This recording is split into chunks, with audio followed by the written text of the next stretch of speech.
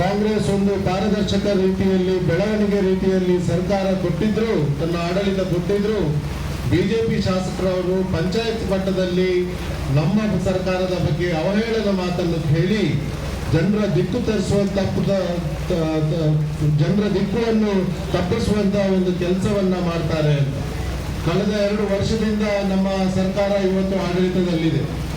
ಇಡೀ ಕರ್ನಾಟಕದ ಜನತೆಗೆ ಒಂದು ಜನಪರ ಆಡಳಿತ ಕೊಟ್ಟು ಕರ್ನಾಟಕದ ಹಸಿವು ಮುಕ್ತ ಮಾಡಬೇಕು. ಕರ್ನಾಟಕದ ಜನರ ಮಕ್ಕಳಿಗೆ, ನಮ್ಮ ವಿದ್ಯಾರ್ಥಿಗಳಿಗೆ ಕೆಲಸ ಸಿಗದ ಟೈಮಲ್ಲಿ ಸ್ಟೈಪೆಂಡ್ ಅನ್ನ ಕೊಡಬೇಕು. ನಮ್ಮ ಅಕ್ಕಿ ವಿತರಣೆಯನ್ನ ಮಾಡಬೇಕು. ಮಹಿಳೆಯರಿಗೆ ಪ್ರಯಾಣಿಸೋದ್ರಲ್ಲಿ ಫ್ರೀ ಆಗಿ ಬಸ್ ಅನ್ನ ಫೆಸಿಲಿಟಿ ಮಾಡಿದ್ರು. ಸಾಧಾರಣ 55 ಕೋಟಿ ರೂಪಾಯಿ ವರ್ಷಕ್ಕೆ ನಾವು ಈ ನಮ್ಮ ಪ್ರಣಾಳಿಕೆ ಹೇಳಿದಾಗೆ ನಮ್ಮ ಪ್ರೋಗ್ರಾಮ್ಗೆ ಕೊಟ್ಟರು. ಬಿಜೆಪಿ ಅವರು ನಮ್ಮ ಸರ್ಕಾರ ದಿವಾಳಿಯಾಗಿದೆ ಅಂತ ಹೇಳ್ತಾರೆ. ಇಡೀ ಪ್ರಪಂಚದಲ್ಲಿ ಯಾವುದೇ ಒಂದು ಸರ್ಕಾರ ಜನಪರ ಆಡಳಿತ ಏನಾದರೂ ಕೊಟ್ಟಿದ್ರೆ ಅದು ಕರ್ನಾಟಕ ರಾಜ್ಯದಲ್ಲಿರುವ ಕಾಂಗ್ರೆಸ್ ಸರ್ಕಾರ ಅಂತ ನನಗೆ ನೀವು ಹೇಳಲಿಕ್ಕೆ ಬಯಸ್ತಾ ಇದ್ದೇನೆ. ಪ್ರಪಂಚದ ಅತ್ಯಂತ ನಮ್ಮ ರಾಜಕಾರಣಿಗಳು ಇವತ್ತು ನಮ್ಮ ಸಿದ್ದರಾಮಯ್ಯ ಕೊಟ್ಟ ಜನಪರ ಆಡಳಿತವನ್ನು ಒಂದು ಮಾದರಿಯಾಗಿ ತಗೊಂಡು ಅಂತಾರಾಷ್ಟ್ರೀಯ ಮಟ್ಟದಲ್ಲಿ ಕರ್ನಾಟಕ ರಾಜ್ಯದಲ್ಲಿ ಬಂದು ಇದನ್ನು ಒಂದು ಸ್ಟಡಿ ಮಾಡಿ ಅವರ ದೇಶದಲ್ಲಿ ಕೂಡ ಇಂಪ್ಲಿಮೆಂಟ್ ಮಾಡುವಂತಹ ಕಾರ್ಯಕ್ರಮವನ್ನು ಹೊಂದಿದ್ದಾರೆ ಅಂತ ಹೇಳಲಿಕ್ಕೆ ತಪ್ಪಾಗ್ಲಿಕ್ಕಿಲ್ಲ. ನಾವು ಅನೇಕ ಕಾರ್ಯಕ್ರಮವನ್ನು ಕೊಟ್ಟರು.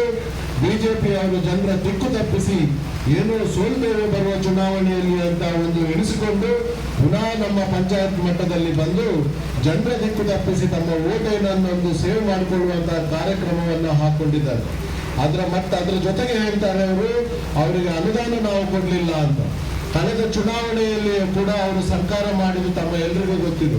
ನಮ್ಮ ದೇಶದಲ್ಲಿ ಕರ್ನಾಟಕದಲ್ಲಿ ಇದ್ದ ಎಲ್ಲಾ ಬಜೆಟ್ ಅಲ್ಲಿ 40% ಅನ್ನ ಕಮಿಷನ್ ಅನ್ನು ಹೊಡೆದು ಕರ್ನಾಟಕ ರಾಜ್ಯವನ್ನ ದಿವಾಳಿ ಮಾಡಿದಂತ ಒಂದು ಸರ್ಕಾರ ಅಂತ ಏನಾದಾಗಿದ್ರೆ ಅದು ಬಿಜೆಪಿ ಸರ್ಕಾರ ಆಗಿದೆ ಅಂತ ನಾನು ಹೇಳೋದಾಗಿ ಹೇಳ್ತಾ ಇದ್ದೇನೆ. ಜನರು ಈ ಕಷ್ಟವನ್ನ ನೋಡಿ ಕಾಂಗ್ರೆಸ್ ಪಕ್ಷಕ್ಕೆ ಇವತ್ತು ಆಶೀರ್ವದಿಸಿದ್ದಾರೆ. ಕಾಂಗ್ರೆಸ್ ಪಕ್ಷದ ಅಡಿಯಲ್ಲಿ ಸಮಗ್ರವಾದ ರೀತಿಯಲ್ಲಿ ಆಡಳಿತವನ್ನು ಇವತ್ತು ಮಾಡಿಕೊಂಡು ಬಂದಿದ್ದು ನಾವು ಇವತ್ತು ನೋಡಿದ್ದೇವೆ. ನಮ್ಮ ಇಲ್ಲಿಯ ಉಡುಪಿ ಶಾಸಕರು ಇವತ್ತು ಹೇಳ್ತಾರೆ, ನಮ್ಮ ಪ್ರಾಧಿಕಾರದಲ್ಲಿ ಇವತ್ತು ಕೆಲಸ ಆಗ್ತಾ ಇಲ್ಲ, ನಮ್ಮ ತಾಲೂಕು ಆಫೀಸಲ್ಲಿ ಇವತ್ತು ಕೆಲಸ ಆಗ್ತಾ ಇಲ್ಲ. ನಾನಿವತ್ತು ಅವರಿಗೆ ಇವತ್ತು ಕ್ವೆಶ್ಚನ್ ಕೇಳಲಿಕ್ಕೆ ಬಯಸ್ತಾ ಇದ್ದೇನೆ. ಪ್ರಾಧಿಕಾರದಲ್ಲಿ ಕೆಲಸ ಮಾಡುವಂತ ಜವಾಬ್ದಾರಿ ಅಶೋಕ್ ಅವರು ಮಾಡಬೇಕಾ, ಪ್ರಕಾಶ್ ಶೆಟ್ಟರು ಮಾಡಬೇಕಾ, ಪ್ರಸಾದ್ ರಾಜ್ ಕಾಂಚನ್ ಮಾಡಬೇಕಾ, ಭುಜನ್ ಶೆಟ್ಟರು ಮಾಡಬೇಕಾ ಅಂತ ಕೇಳ್ತಾ ಇದ್ದೇನೆ. ಜನರು ನಿಮ್ಗೆ ಆಶೀರ್ವಾದ ಮಾಡಿ ನಾವು ವಿಧಾನಸಭೆಗೆ ಕಳಿಸಿದ್ದೇವೆ.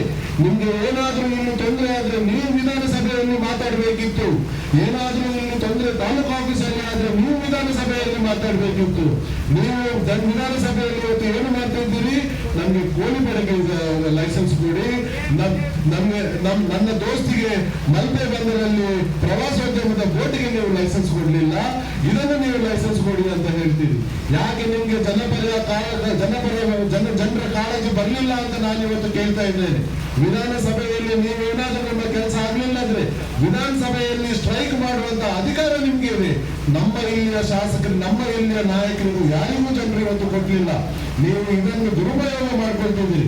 ಅದರ ಮೇಲೆ ನೀವು ಮಾಡ್ತಾ ಇದ್ದೀರಿ. ನಮ್ಮ ಸ್ಪೀಕರ್ ಆದ, ನಮ್ಮ ಸಭಾಪತಿಯಾದ UT ಖಾದರ್ ಅವರ ಮುಖಕ್ಕೆ ಪೇಪರ್ ಅನ್ನು ಹರಿದು ಬಿಸಾಕುವಂತ ಒಂದು ಕಾರ್ಯಕ್ರಮ ಮಾಡಿ ಉಡುಪಿ ಜನರು, ನಿಷ್ಠಾವಂತ ಜನರು, ವಿದ್ಯಾವಂತ ಜನರು, ಇಡೀ ಪ್ರಪಂಚದಲ್ಲಿ ನಮ್ಮ ಹೆಗ್ಗಳಿಕೆಯನ್ನು ನಾವು ಉಡುಪಿ ಜನರು ಕೊಟ್ಟಿದ್ದಾರೆ. ಇವರ ಮರ್ಯಾದೆಯನ್ನು 3 ತಾಸು ಮಾಡಿದಂತಹ ಶಾಸಕರು ನೀವು. ನಿಮ್ಗೆ ಏನಾದ್ರೂ ಇಲ್ಲಿ ನೈತಿಕತೆ ಇದೆಯಾ ಅಂತ ನಾನು ಇವತ್ತು ಕೇಳಲಿಕ್ಕೆ ಬಯಸ್ತಾ ಇದ್ದೇನೆ.